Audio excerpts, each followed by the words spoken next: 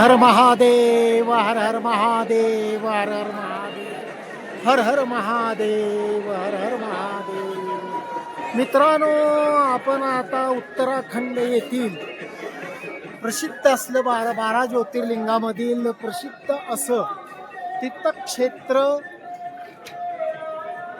या ठिकाणी आपण केदारनाथला आलेलो आहे. आणि आपल्याला केदारनाथ बद्दलची माहिती माहीतच असेल. हे मंदिर मित्रांनो पांडवांनी उभा केलेलं आहे, पांडवांनी बांधलेलं आहे. आणि पांडव ज्या वेळेला महाभारताचं युद्ध झाल्यानंतर त्यांच्या पापातून मुक्त होण्यासाठी भगवान श्रीकृष्णाने त्यांना सांगितलं की तुम्हाला आता शिवाला प्रसन्न करावं लागेल, शंकराला प्रसन्न करावं लागेल. आणि मग हे 5 पांडव आणि द्रौपदी माता हे शंकराला शोधण्यासाठी या हिमालयाच्या दऱ्याखोऱ्यात फिरत असताना त्यांना कळलं की शिवशंकर या ठिकाणी आहेत. आणि शंकराला चाहूल लागली की पांडव आपल्याला शोधा येत आहेत. आणि म्हणून त्यांनी म्हैसाचं रूप म्हणजे जनावराचं अनेक तिथं गाई म्हैशी अशी अनेक निर्माण केले आणि त्याच्यामध्ये एक म्हैसाचं रूप घेतलं. परंतु भीमानं दोन्ही पाय या दोन्ही डोंगराला लावल्यामुळं शंकराला त्याच्या पायाच्या खालनं जायचं नव्हतं. आणि म्हणून हे भीमाच्या लक्षात आलं की आता हेच शिवशंकर आहेत. सगळी जनावरं गेली परंतु हे गेलेलं नाही.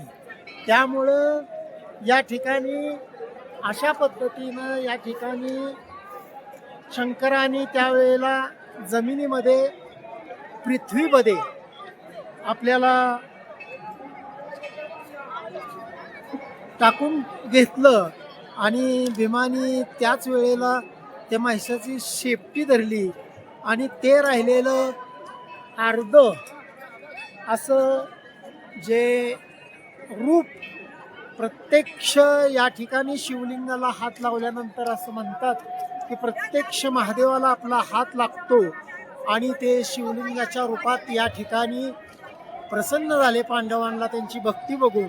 आणि या ठिकाणी शिवलिंगाच्या रूपात या ठिकाणी सर्व भाविक भक्तांना कल्याण करण्याकरता या ठिकाणी ते प्रस्थापित झाले अशी कथा आहे. मित्रांनो, आपल्याला माहीत असेल की प्रचंड मोठा प्रलय आला होता इथं केदारनाथमध्ये.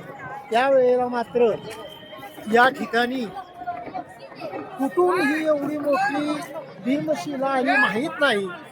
आणि या भीमशिला या ठिकाणी दिसते आपल्याला समोर पाठीमागे.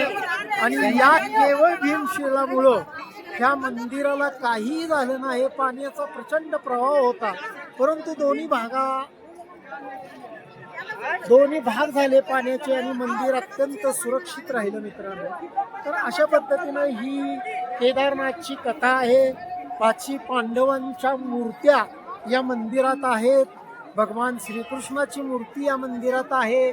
आणि अशा पद्धतीनं हे शिवलिंग आपल्याला या ठिकाणी आम्ही आता दर्शन केलं. कॅमेरा अलाउड नाही त्यामुळं या ठिकाणी अशा पद्धतीनं केदारनाथाची ही कथा आहे. हर हर महादेव, हर हर महादेव.